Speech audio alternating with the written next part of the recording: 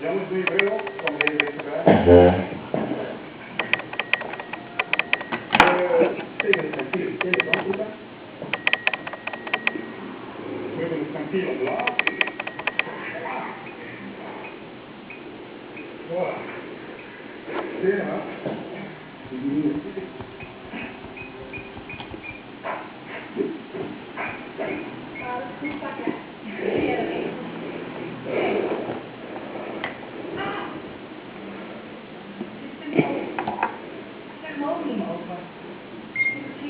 De hele tijd mijn ogen open.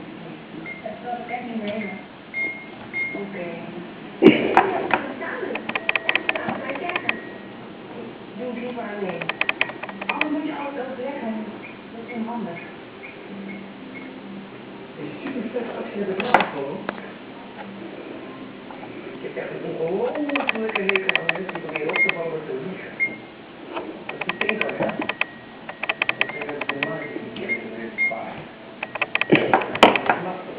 Maar dat is moeilijk, hè?